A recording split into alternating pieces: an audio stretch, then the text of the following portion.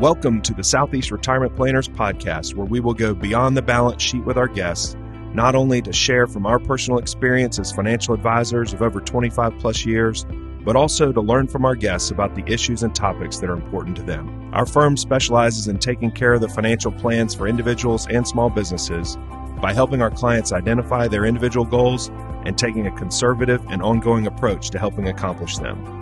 We are located in Hickory, North Carolina, and look forward to continuing to serve our clients and our community. Thank you for joining us. We hope you enjoyed this week's episode.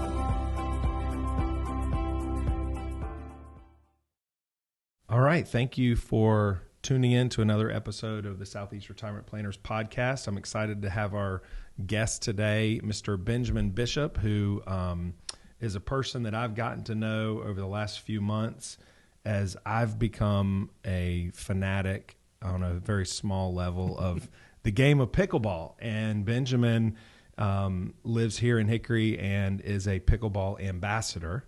And so we wanted to get together and just talk about the growth of the sport in our area, the growth of the sport across the country, just why is this thing taking fire? And actually Southeast Retirement Planners is a little bit going to be involved in some of the pickleball activities here in Hickory. So we're excited about that. Thank you everybody for tuning in. You can catch all of our podcasts on our YouTube channel or on Spotify, and all the podcast information is on our website at seretirementplanners.com. So Benjamin, thanks for coming on. Appreciate the invite. Yeah. So explain to me what is a pickleball ambassador? It is just a person who is here to grow the sport. I mean, just like all the people who play the sport, and just encourage others to come out. So my role is basically just to help grow the sport, whether that's encouraging new players to come out, to helping current players find places to play, or actually working with the city to maybe get more courts into our area. So anything that helps grow the sport, that's what I'm trying to do. So you're crazy about pickleball. I love pickleball. How long have you been playing? Discovered about 4 years ago. Two buddies of mine at work invited me to play. They said, you play tennis, so you might like pickleball. And the rules were a little bit strange to begin with, but after about the third time, I got the rules down, and I've been hooked since. I played tennis since the age of 5, and I've given up tennis and only play pickleball now. So really? It is one of those sports that once you play it once or twice, you are addicted. Well, it is. I mean, I can relate. Right? I have seen you out there from a couple times a week to about every day a week. I sure have. Yeah. So, I mean, my mom has been playing for a long time, and when she introduced me to the game several years ago, like I think a lot of people, I thought, well, that's really great for retirement communities and old folks. Exactly. And so my progression is probably not unlike a lot of people's progression, where I thought it was a good idea. Maybe we should give it a try. I didn't really pay a lot of attention several years ago, and then recently decided to start playing, and myself and Ryan Edwards and Les Stewart and Matt Starnes from Southeast Retirement Planners, we decided let's go play pickleball one afternoon a week or something. And so we started going out there, and the four of us would play, and no one else was around. Right. And we felt like we were getting pretty good. Mm-hmm. And I think that there's a logical sort of progression of like you go out there and you hack around for a little while, and then you immediately wish you had a camera to record some of the great, amazing shots that you made, right? Definitely. And so we got to that point pretty quickly, and somebody told me about a local group and a resource, an app, and we'll talk about that in a second. So I pulled up the app and went one afternoon by myself over to one of the courts here in Hickory, to Westmont, mm-hmm. and I just promptly got smoked terribly by every person out there. And on my way home, I'm texting the guys in the office. I was like, by the way, we really suck at this. Like, we thought we were good, and we're not good at all. So since then, I've been working very hard to try to get better, and I've realized that you can be 80 years old or 15 years old, and you can be a really good player in this game. You're exactly correct. One of the best players in the county is a young lady who's 15 years old. One of the best players in the county who's a male is 66 years old. We've got a guy, Bernie, who plays at the Highland Rec. He's over 90 years old. So it's You are kidding me. It is not just an old person I sport like think everybody thinks it is. I think Bernie might be the guy that hit Les in the face with a shot. Oh, really? And he's still hurt about it. He's still upset about it. So, But yeah. But people think when they hear it, they think old person sport, retirement. The number one lady in the nation is 15 years old. The number one man's about 22. And so the youth are taking this sport over, and it's no longer a young person's sport. But the great thing about it is you can have the 66, 65, 15s, anywhere in between who are really good at the sport. So it's not just a young person, old person sport. I think that's part of the draw about it is anybody can play it and anybody can get real good at it. And so, well, and you know, we can get into kind of how the game is played in a minute. I think that it's so interesting, the popularity. I think I read recently it was over 5 million people now are playing, right. And that's twice as many. That's doubled in the last 5 years. So it is just taken off. Indeed. I'm seeing pro athletes. Well, it's a professional sport in its own right. Yes, right? That is correct. Aren't there several pro leagues at this point? There are 2 pro leagues right now, and I think in the future you'll see those 2 pro leagues come together, sort of like the ATP did in tennis, to where you have all the greatest stars from both leagues in one league.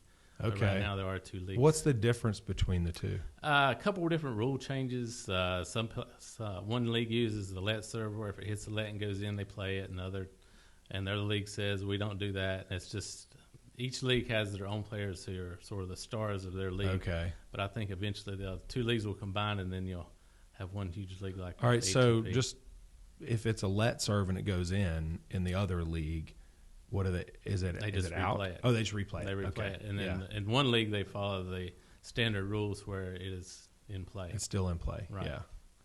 Yeah, and I've seen. I think Drew Brees is a owner of a professional team or a part owner of a professional team, former quarterback for the Saints. He plays. Yep, and I've seen some highlights recently on Instagram of other guy like Gronkowski's playing and Kevin Durant's playing, and I think there was even a segment recently on the Today Show where they had the 2 number 1 players playing. Yeah. So it is catching fire. It is really taking over. I think since COVID hit and people had to be outside and couldn't do much else, they picked up pickleball, and then, like I said earlier, you play it 2 or 3 times, you are hooked. Yeah.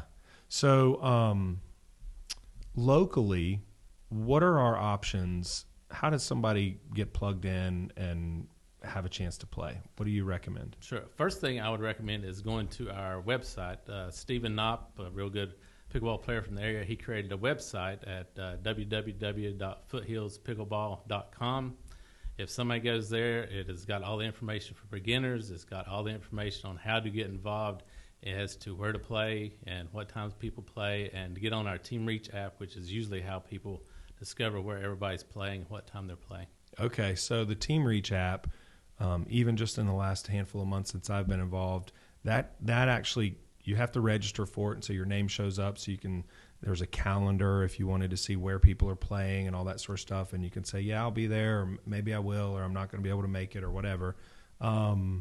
How many people are logged into that in our local area right now? It's amazing. Last year, about 14 months ago, there were about 100 people on that, and now I just checked this morning, there's 296 pickleball players looking for places to play just in our county alone. That's wild. Well, just in our city, really. I mean, because it's Hickory, because Correct. there's people that are playing in Morganton, right, and other places close by, I assume. So right. I think before 2 years ago, we had 6 courts in the county, and now we've got 23 pickleball courts in our county alone. Oh, really? And the city of Hickory in the last year has gone from 4 courts to, let's see here, about 13 courts in the city alone. So, okay, so where are the courts that we can play locally here in Hickory? Right. We got Taft Broom Park, and then we also got Westmont Pickleball. Now, Taft Broom has how many courts? It has 3 courts. 3, yep. And then Westmont. And those are recently resurfaced and redone, so they're in great shape. Correct. They were redone last summer, along with Westmont courts. They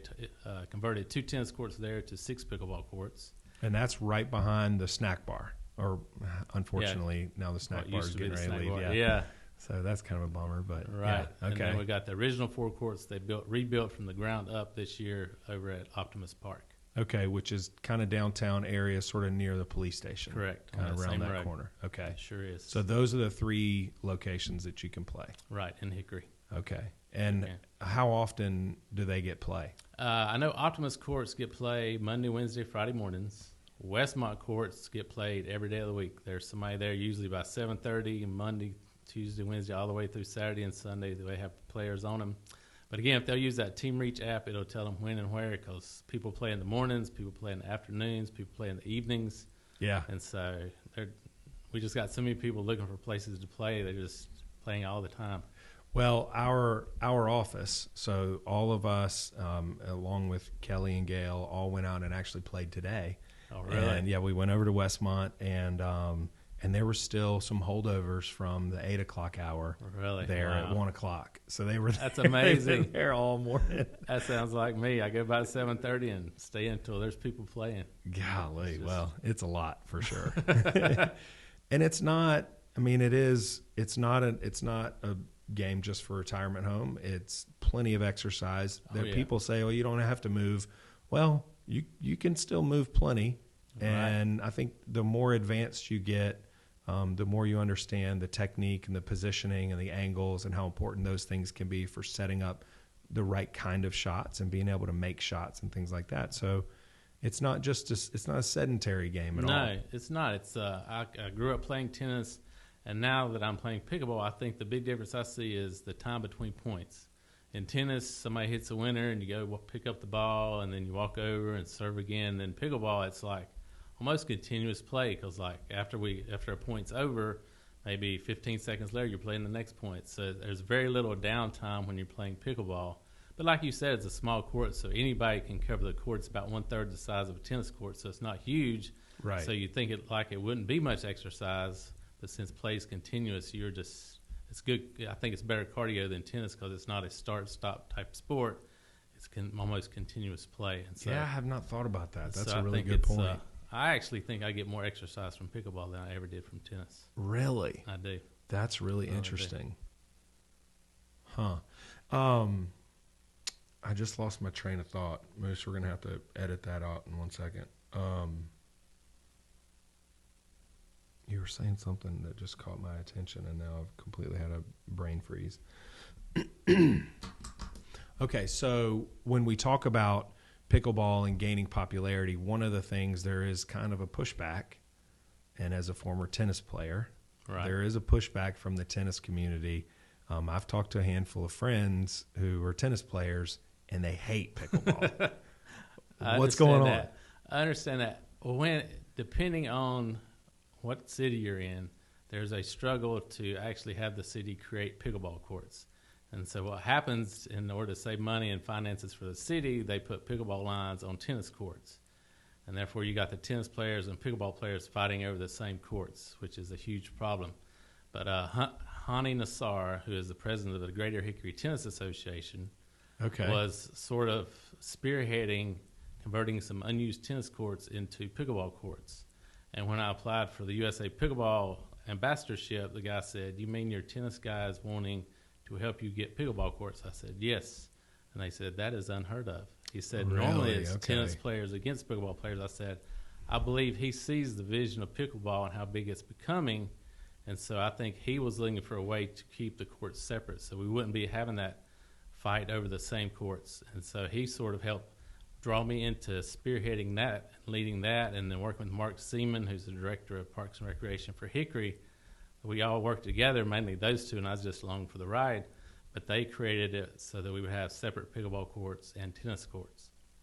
And so I don't think other counties throughout the state and throughout the country are as fortunate as we are here in Hickory, because both of these men saw the vision of pickleball and knew it was going to be big, and therefore making it so there's not any conflict between pickleball players and tennis players because we're not fighting over the same courts. I did not realize that's what was going on, that it was really just putting the lines down on courts that are being used for something else. Yeah, municipalities who don't have the money just put pickleball lines on tennis courts because it's the cheapest way that they get pickleball players and I've out seen there. Plenty of videos and content where it looks like that, and that's certainly not, it doesn't seem as attractive of an opportunity as what we have here. No, definitely not. And And I've had people come from up north and said, "This is remarkable what you have here." They said, "We have nothing like this. We have pickleball lines on tennis courts, and therefore there's disagreements between who should have the rights to the courts." And oh yeah, yeah. And I actually had an email from a man in Texas last week. Just emailed me out of the blue, said, "I'm looking to find a place to come where you have pickleball and you have cycling." He said, "I'm into cycling, I'm into pickleball, and I want to find an area where you offer both." And Hickory has shown up on my radar. And so he said, "Can you tell me about the pickleball in Hickory?" So I did. And he sounds like he may be coming to Hickory just for the pickleball and the Isn't cycling. that wild? Wow. All the way from Texas. He said, "I'm 69, I'm a widower, and I'm looking for a new home." And he said, "I think Hickory is going to be that home." Won't be as hot. No, sure won't. Talking about kind of lines on the court and the commitment to the game, we've had a chance with Southeast Retirement Planners to work with Mark Seaman and the City of Hickory as well with the Parks and Rec Department. And one of the things that came up in an email, I believe, part of what you do as an ambassador is you send out an occasional email, almost like a newsletter, just kind of keeping people up to date on what's going on. Right. And if anybody would like to be a part of that email, you can go to the website. Is it Hickory Pickleball? It's Foothills Pickleball. I'm sorry. That's right. You can go to foothillspickleball.com and get in touch with Benjamin to get on that mailing list as well. But one of the emails that came off was maybe needing windscreens around the courts at Westmont. Correct. And so Southeast Retirement Planners, I started talking to our team there and just felt like that might be a good thing that we could help do because, the city's going to be pretty tight with their budget anyway. Right. But they were more than willing to work with us. And so that's one of the initiatives that we're getting involved in is we're going to help put up some windscreens there at the courts at Westmont. That'd be awesome. Yeah, so I'm looking forward to that. That'd be fantastic because I know we struggle. The pickleball is not quite as aerodynamic or as heavy as a tennis ball, so it gets blown around quite a bit. So those windscreens would be amazing. That'd be a great addition there. Well, while you're talking about that, one of the questions that most people get or questions that most people have when they're considering getting into pickleball is, what is it? And as a beginner, what do you need to know? Right. And so I know that it's a cross between tennis and badminton and ping pong. Right. Right. But talk to me a little bit about the equipment. Sure. Basically, all you need is a ball, and there's two different types of ball. There's an indoor ball and an outdoor ball, depending on whether you're going to play indoor courts like at Highland Rec or outdoor at Westmont or other facilities here. And just make sure you have the right kind of ball for whatever facility you're playing at. And what's the difference? The outdoor ball is a little bit harder. It's got different number of holes. The inside ball is a little bit softer and got fewer holes. And it's just a wiffle ball. It is. Yep. It's a hard wiffle ball. That's basically what it is. And a paddle, I started out with a $50 paddle from a local sporting goods store, and it did me fine. I could still use it today if I wanted to. Yep. And so very inexpensive sport to get into. You can get a quality paddle for $70, 3 balls for $8, and you're ready to go. Yeah. Well, and I'll tell you, one of the thoughts that I had, and as we were talking in our office about how to get involved, if you know someone who's playing pickleball, I'd be willing to bet that they have a paddle for you. Oh, definitely. And so if you're a beginner and you're thinking about getting into it, you can get online and do exactly what I did, which is exactly what so many people do. And that's you go to Amazon and you get a set of 2 paddles and 6 balls or 4 paddles and 6 balls or whatever it is for $11. Right. And you go out and try to play pickleball. Yeah. And what you'll find is that, 2 things happen in our case. One, 2 of the paddles broke within like the first 2 weeks of using them. Right. And then the other thing that happened is Kelly in my office came out to a group to play at Westmont. And immediately when she started playing, one of the other ladies who plays ran up to her and said, you can't, you got to stop using that paddle. Like you can't, here, hold on, I have a paddle you can use. Right. And she went to her bag and she's like, try this one. It'll just work so much better. Right. And so while I don't think that you like with a golf club, I don't think that you have to go buy the latest, greatest, highest end paddle, which now are upwards of $200. Yeah, I think Selkirk came out with one that was $333 not long ago. $330 for like a high end, top of the line paddle, right? And you don't need that. You don't need that. Nobody needs that. But you also, I would just say, You also don't want the $11 paddle. Right. I think if you can get in like a $40 to $60 range for a paddle, that one will suit you well. But I would truly, if you're considering getting into the game, talk to someone who's already playing, and they will have a paddle that they're more than willing to let you use, I'm sure. Definitely. I think I'm now up to about 14 paddles. Right. So you can get on Foothill's Pickleball website, find my email there, email me. If you ever have a question about paddles, I love giving advice. I mean, people send me emails all the time saying, what paddle do you think? And the first thing I say was, what price range do you want to be in? And they'll tell me the price range. You and I had that conversation. And then I recommend a paddle, and I love doing that. I've done that for years with tennis rackets and love doing it with paddles. Well, you do give really good advice about that. And we have local reps. We have reps that are local that will let you demo paddles. And we also, almost all the paddle companies now, if something just doesn't fit right or doesn't seem right, then they're more than willing to take your paddles back as well. So it's a pretty easy process to do that, as long as you don't bang them up and throw them up against the fence or whatever. I think several online retailers are really good about that. Yeah. So for a beginner, you've got the equipment of a wiffle ball. That you do kind of want to know whether it's an indoor or outdoor ball. It doesn't make a lot of difference when you're a beginner one way or another, but there is a sense of, if you're playing outdoors with an indoor ball, eventually someone who's a regular player is going to come up and mention to you that you've got the wrong ball. Right. And so then you're just going to sort of be like, oh, I wish I'd known that. So there is a difference, you know. And you really don't have to have a ball. I mean, if you're going out to play with somebody that you've seen on the app, then they're going to have balls out there anyway. So that's true. So really just a paddle, and then you can sort of see what everybody uses there. Right. And so other than that, though, if the court's available, you need tennis shoes. You don't need any special apparel. You don't need to nothing else in terms of special equipment. No. Right? That's it. Inexpensive, fun. That's why it's turning so many people onto it, I believe, throughout the country. So what are some of the what are some of the more famous pickleball folks that you've been keeping up with lately, or that have hit the news lately? Ben Johns is probably the biggest name in pickleball. I mean, he's great at mixed doubles, at singles. He's just a phenomenal He's young player. too, He's right? young. He's about 21, 22. I think he just graduated from Maryland. And so he's a professional player. He's a professional player and does it full time. Annalee Waters is the 15-year-old #1 lady player in the world. She's 15 years old. Good grief. She used to be, I think she may still play some soccer, but she's all pickleball. And her and her mom actually make a doubles team, and they win a lot of tournaments together. Wow.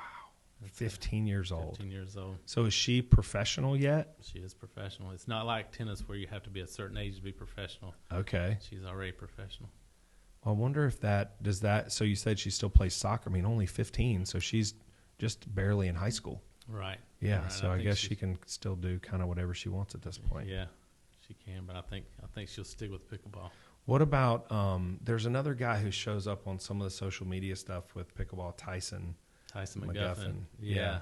He seems like he's kind of made a name for himself. Yeah, he's being sort of flashy and all that, right? He's very flashy. He wears cut-off shirts. He's got sort of long hair in the back, tattoos, and so he's real flashy. I know he does a lot for the sport because he does a lot of clinics and helps people out, and so he's not just flashy, but he's really good for the sport because he helps others get into it. So as a beginner, if you want to get introduced to it, we've talked a little bit about the equipment. The rules are maybe a little funny. They are a little bit. So what do you see? What do you tell people that are beginners as far as how to kind of get acclimated to what some of the rules are?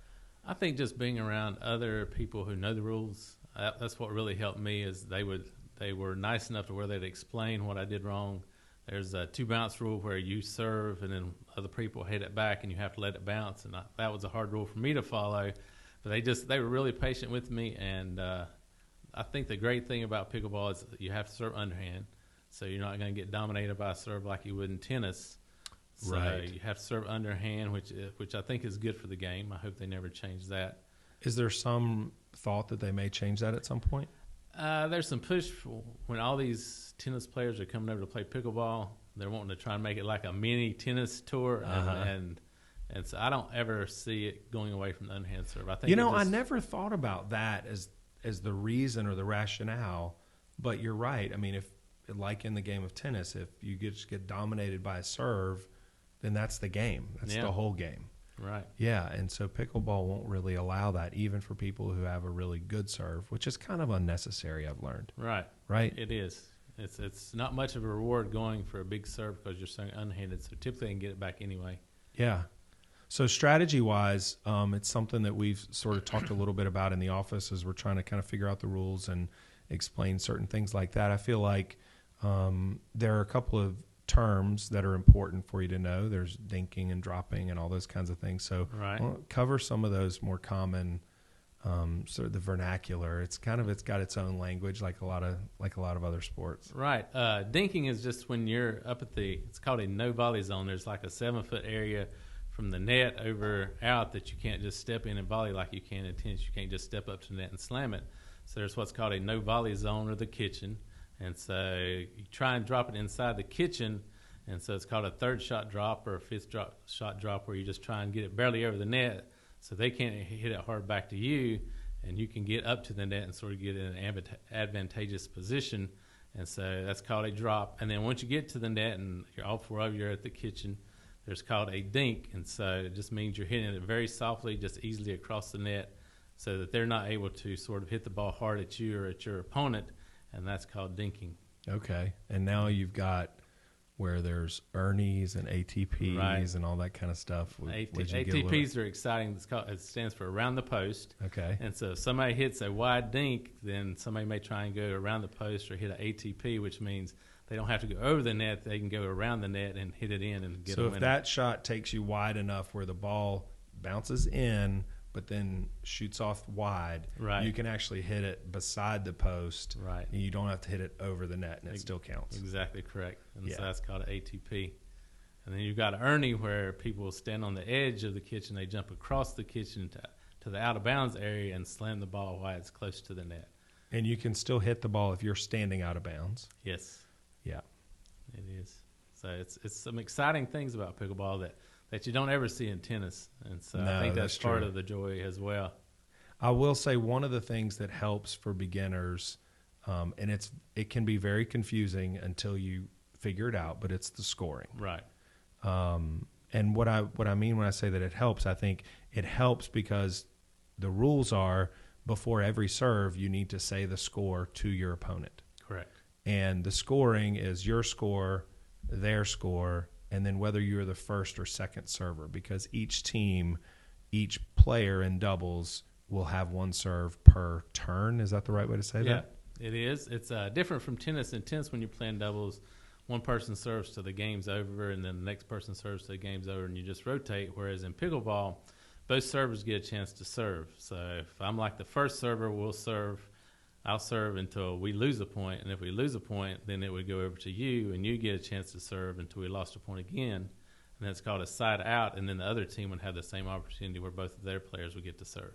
And you only score points when you're serving. Exactly correct. Yeah, yes. Which also takes a little bit of getting used to. But I think you're right. Great advice that if you spend time around people that are playing, then they'll help you kind of figure some of those things out. Yeah, and I think that's part of the growth of pickleball in this area is that everybody who plays around here is just so friendly.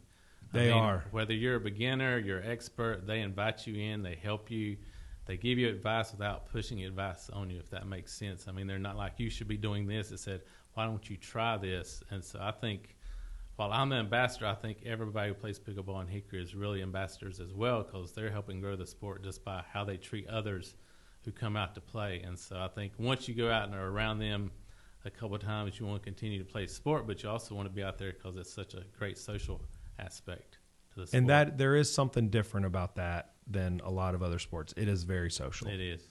I mean, a lot of gathering. I mean, and you can. The other thing that I found interesting is the skill level varies so much. Kind of at sort of that intermediate level where you can mix up teams and have really a great day and work on your skills, but also enjoy it. And it can be, again, young, old, guys, girls, whatever. You never know, what the game is going to end up giving you. Because there's some phenomenal female players in our area, and there's some great young players and some great old players. Mm-hmm. And when we look at kind of the skill level, how is it that you determine whether, obviously if you're a beginner, you kind of know you're a beginner, but once you start moving up and learning some new skills, how do you determine what your skill level is? It's basically just by who you're playing with and how competitive you are with those people. Like around here, you could play with some people that you wouldn't think are very athletic, but they're your same skill level just because they have other skills in the game that you may not have. Maybe they've got a good hard drive shot, or maybe they got good touch at the net. And so I think you really gauge it by who you're competitive with on the court. And so I think as a beginner, obviously you're learning the game and you're going to surround yourself with other beginners. But then as you move up to intermediate, you learn more and more skills. And so I think it's just a lot of patience and learning the new skills that you don't quite have yet. Yeah. And so then you start surrounding yourself by similar skill levels. And then every once in a while you wonder, well, do you think I could hang? Or you think to yourself, maybe I could hang with that upper level group, so let me go try.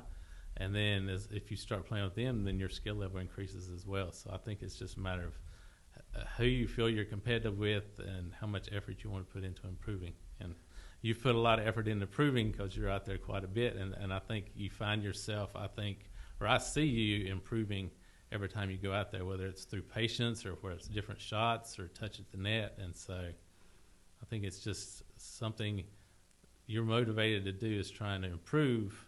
And you'll find those people that are on your same level. And I think you end up, you see that different people have different styles of play too, and so you can kind of concentrate on certain things, whether you want to, they call them bangers, whether you want to hit the ball really hard, or you want to just play it a little bit more slowly and play more dink shots and things like that.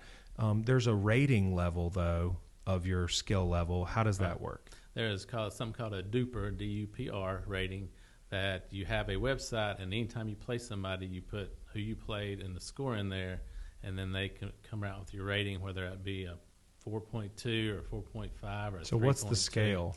And so the scale is basically from beginner, which is about 0, and then if you're above a 5.0, you're basically a professional pickleball player. Okay. And so, but there's some, I remember reading at one point, there's a way to kind of self-evaluate.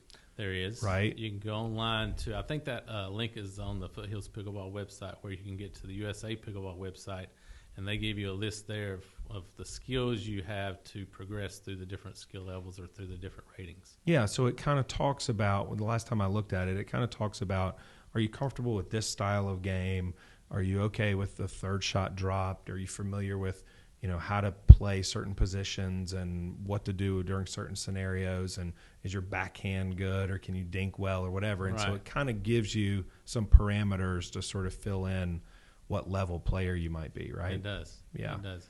I had a friend actually on the podcast recently who had a tennis scholarship in college, and he and I were in school together, and I was giving him a hard time because I had this podcast coming up too, and he said something about pickleball, this or that, and I was like, I would beat you like a drum right now.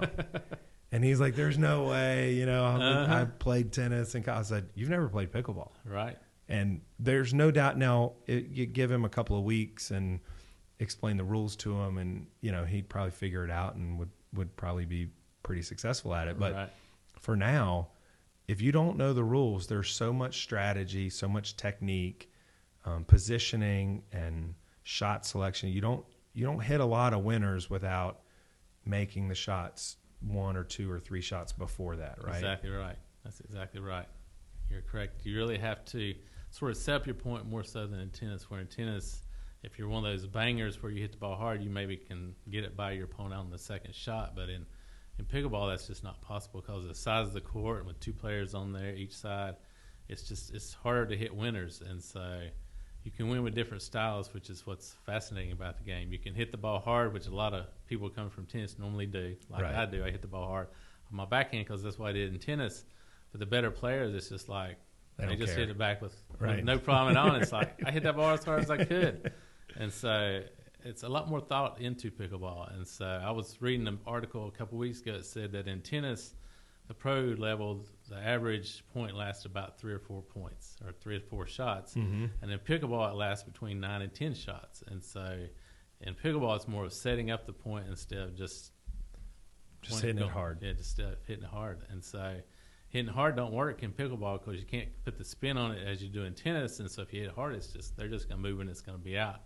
And Right. So it's a lot more thought, a lot more touch. And I think people are concerned that if they don't have a background in pickleball or don't have in ping pong or in tennis, that they're not going to be a good pickleball player, which is not the case. No.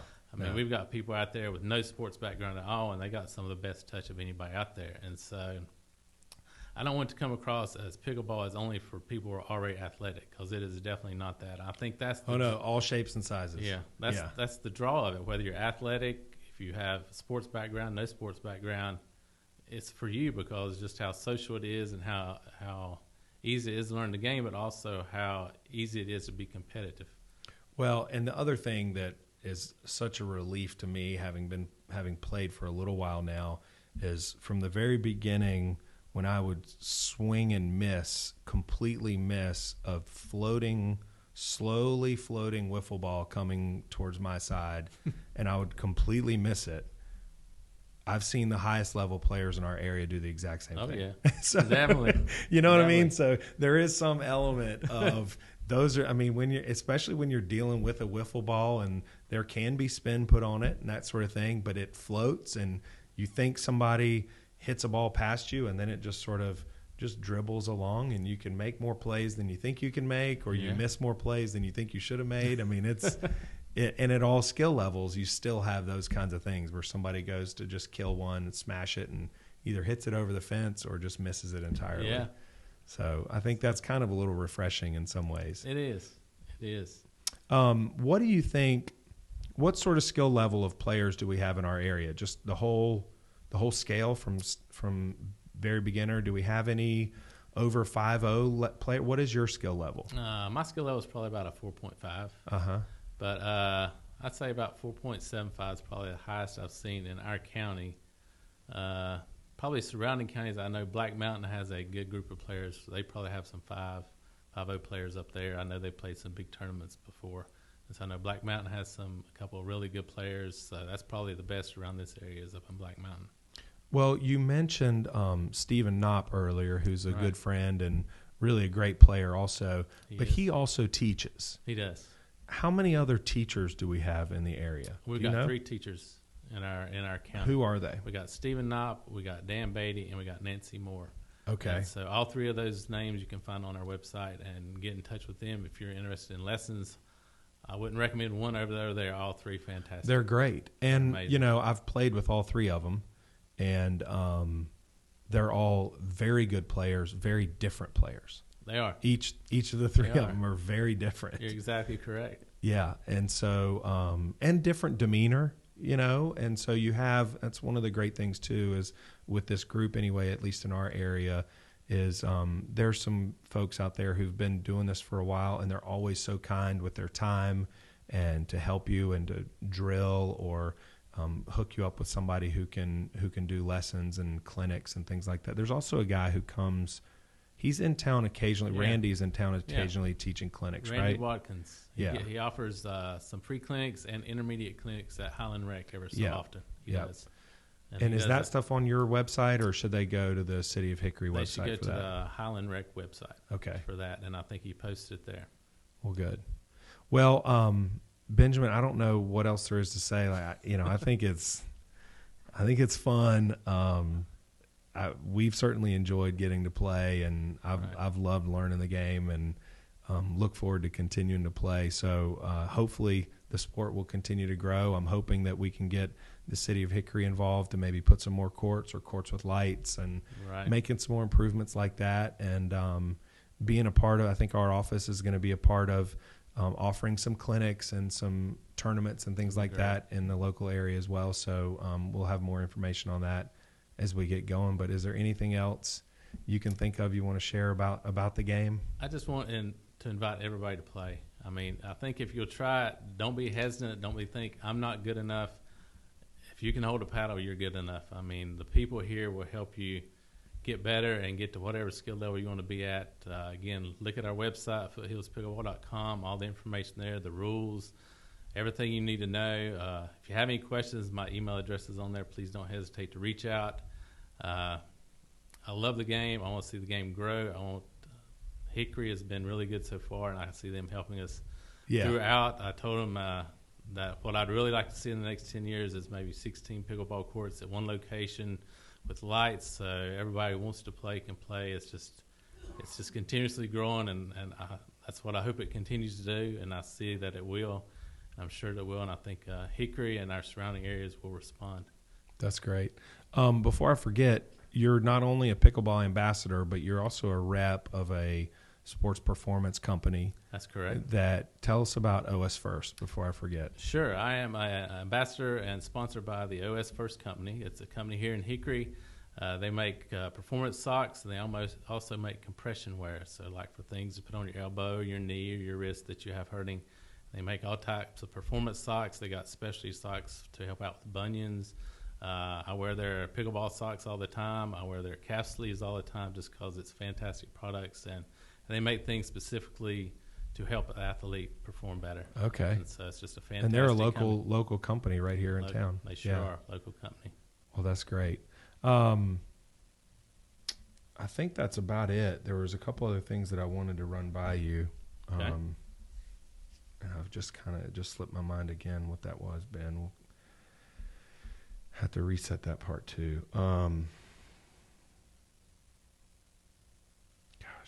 Is it courts?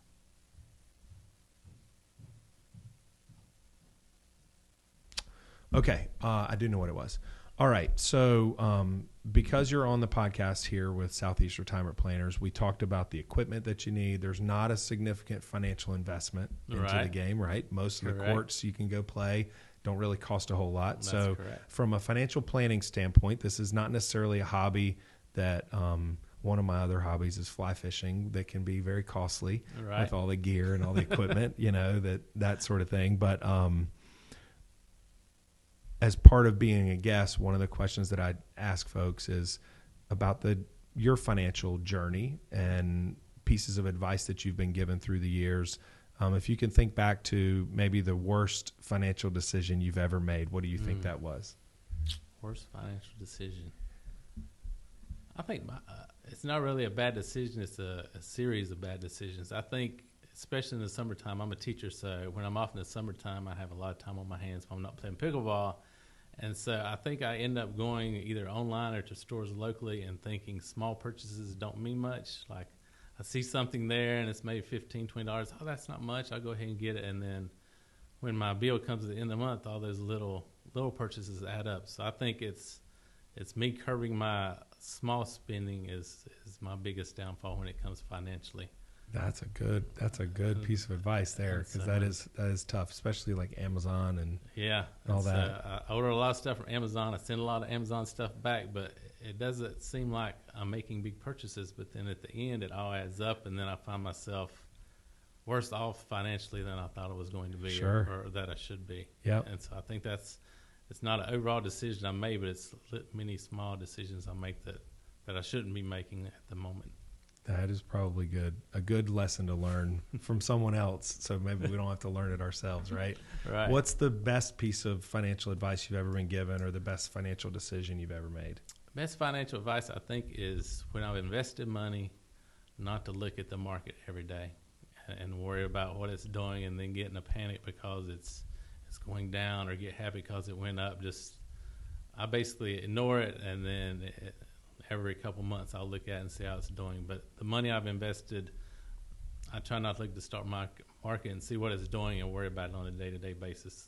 I've been told to put the money in there, trust that it's going to do what it needs to do, and not fret about it. So it's an interesting dynamic between leaving it alone and paying attention to it. And that's what I feel like some of the value that we bring for our clients is to help them have a little peace of mind that we're paying attention to it so that they don't have to worry about it as much. We're worrying about it for them.